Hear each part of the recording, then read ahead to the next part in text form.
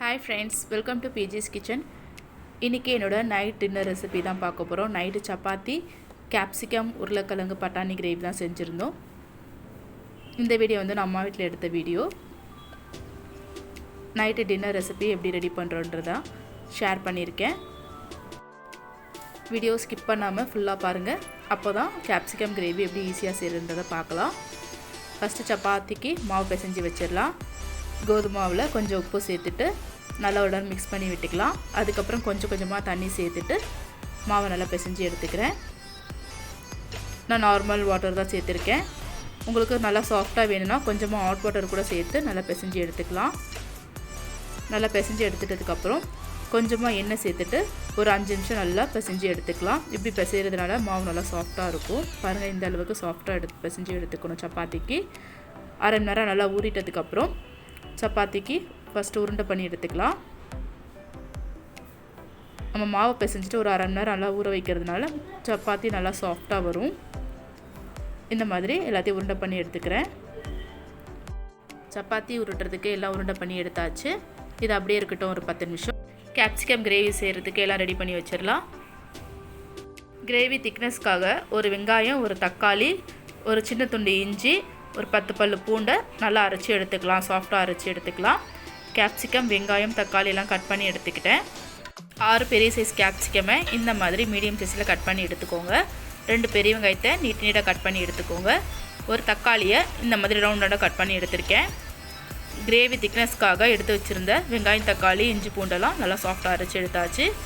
Stove on பண்ணி கடாய் வச்சுட்டேன். கடாயில் ஒரு 4 ஸ்பூன் எண்ணெய் சேர்த்துக்கலாம். எண்ணெய் நல்லா காஞ்சிட்டதுக்கப்புறம் ஒரு ஸ்பூன் சோம்பு சேர்த்துக்கோங்க. சோம்பு நல்லா பொரிஞ்சிட்டதுக்கப்புறம் எடுத்து வச்சுருக்க பட்டை, கிராம்பு சேர்த்துக்கலாம்.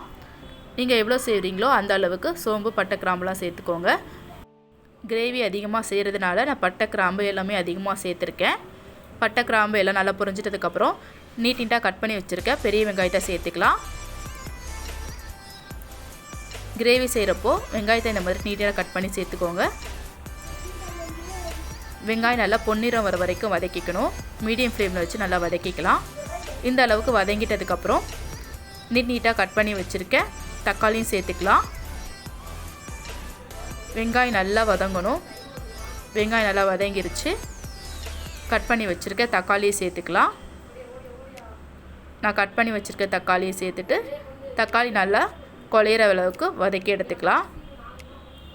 தக்காளி சீக்கிரமாக வதங்கிறதுக்காக கொஞ்சமாக கல்லுப்பு சேர்த்துக்கலாம். கல்லுப்பு சேர்த்துட்டு நல்லா வதக்கிக்கலாம். கல்லுப்பு சேர்க்கறதுனால தக்காளி சீக்கிரமாக வதங்கும். இந்த அளவுக்கு தக்காளி நல்லா வதங்கியிருக்கணும். தக்காளி நல்லா வதங்கிட்டதுக்கப்புறம் கட் பண்ணி வச்சுருக்க கேப்சிகமை சேர்த்துக்கலாம். இந்த அளவுக்கு தக்காளியை வதக்கி எடுத்துக்கோங்க. கட் பண்ணி வச்சுருக்க கேப்சிகம் எல்லாத்தையும் சேர்த்துக்கிறேன். கேப்சிகம் சேர்த்துட்டதுக்கப்புறம் மீடியம் ஃப்ளேமில் வச்சு கேப்சிகமை ஒரு 5 நிமிஷம் நல்லா வதக்கிக்கலாம். இந்த எண்ணெயிலே நல்லா கேப்சிகமை வதக்கிக்கணும். கேப்சிகம் பச்சை ஸ்மெல் போகிற வரைக்கும் நல்லா வதக்கிட்டதுக்கப்புறம் அரைச்சி வச்சுருக்க பேஸ்ட்டை சேர்த்துக்கலாம். வெங்காயம், தக்காளி, இஞ்சி, பூண்டு எல்லாம் சேர்த்து சாஃப்டாக அரைச்சி எடுத்துருக்கேன். இதை சேர்த்துட்டு இஞ்சி பூண்டு பேஸ்ட் பச்சை ஸ்மெல் போகிற வரைக்கும் நல்லா வதக்கிக்கலாம். மீடியம் ஃப்ளேமில் வச்சு வதக்கிக்கோங்க. இதில் இஞ்சி பூண்டு பேஸ்ட் சேர்த்துருக்கிறதுனால அடிப்பிடிக்கும். அப்பப்போ இந்த மாதிரி கலரிக்கிட்டே இருக்கணும். இஞ்சி பூண்டு பேஸ்ட் பச்சை ஸ்மெல் போயிட்டதுக்கப்புறம் ஒரு ஸ்பூன் மஞ்சள்தூள் சேர்த்துக்கிறேன். சின்ன ஸ்பூன்னால் ஒரு ஸ்பூன் சேர்த்துக்கலாம்.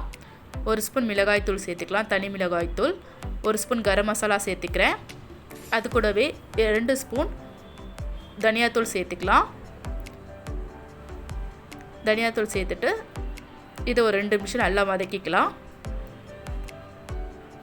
மிளகாய்த்தூள் பச்சை ஸ்மெல் போகிற வரைக்கும் நல்லா வதக்கிக்கோங்க. இதில் தண்ணி சேர்க்காதனால அடிப்பிடிக்கும். அப்பப்போ இந்த மாதிரி மிக்ஸ் பண்ணிக்கிட்டே இருக்கணும். 5 நிமிஷம் நல்லா வதக்கிட்டதுக்கப்புறம் எடுத்து வச்சுருக்க பச்சை பட்டாணியை சேர்த்துக்கலாம். இது ஃப்ரெஷ்ஷான பச்சை பட்டாணியை சேர்த்துட்டு நல்லா இதை மாதிரி கலந்து விட்டுக்கோங்க. அப்போ தான் மசாலா ஈவனாக மிக்ஸ் ஆகும். நான் 1 கப் பச்சை பட்டாணியை சேர்த்துட்டு நல்லா மிக்ஸ் பண்ணி வச்சுட்டேன். இந்த அளவுக்கு நல்லா கலந்துட்டதுக்கப்புறம் இதில் 2 கப் தண்ணி சேர்த்துக்கலாம். தண்ணி சேர்த்துட்டு ஒரு நல்லா கலந்து விட்டுக்கோங்க.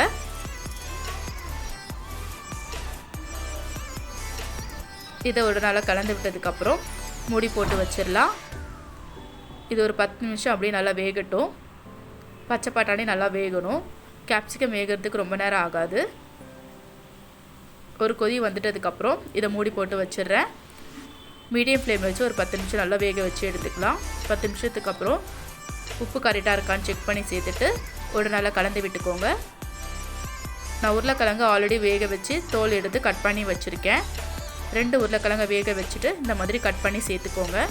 இந்த மாதிரி உருளைக்கிழங்கு சேர்க்கறதுனால கிரேவி நல்லா சாப்பிட்றதுக்கு டேஸ்ட்டாக இருக்கும். உருளைக்கிழங்கை சேர்த்துட்டு நல்லா மிக்ஸ் பண்ணி விட்டுக்கலாம். உருளைக்கிழங்கு சேர்த்துட்டு அப்புறம் ஒரு 5 நிமிஷம் அப்படியே கொதிக்க விட்டுடலாம். உருளைக்கிழங்கு, பச்சை பட்டாணி, கேப்சிகம் எல்லாத்துலேயும் மசாலா நல்லா பிடிக்கணும். அதுக்காக ஒரு 5 நிமிஷம் அப்படியே இருக்கட்டும். மீடியம் ஃப்ளேமில் வச்சு நல்லா கொதிச்சிட்டதுக்கப்புறம் நல்லா கலந்து விட்டுட்டு ஃப்ளேம் ஆஃப் பண்ணிடலாம்.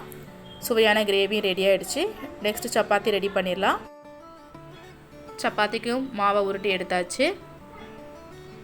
இதே மாதிரி எல்லாத்தையும் உருட்டி எடுத்துக்கிறேன்.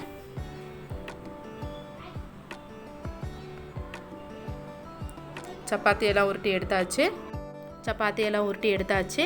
நெக்ஸ்ட்டு தோசைக்கல்ல போட்டு எடுத்துடலாம். மீடியம் ஃப்ளேமில் வச்சு இதே மாதிரி எல்லாத்தையும் போட்டு எடுத்துக்கோங்க.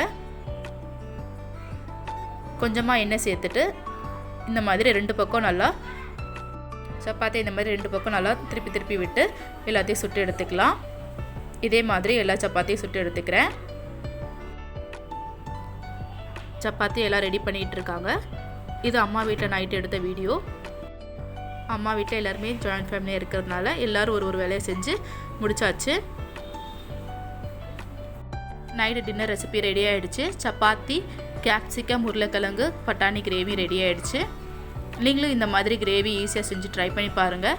டேஸ்ட் செமையாக இருக்கும். பட்டாணி, உருளைக்கிழங்கு சேர்த்துருக்கிறதுனால. இந்த வீடியோ பிடிச்சிருக்கோம் நம்புகிறேன். இந்த வீடியோ பிடிச்சிருந்தா என் சேனலை லைக் பண்ணுங்கள், ஷேர் பண்ணுங்கள், கமெண்ட் பண்ணுங்கள். மறக்காமல் பிஜேஸ் கிச்சனை சப்ஸ்கிரைப் பண்ணிக்கோங்க. தேங்க்ஸ் ஃபார் வாட்சிங்.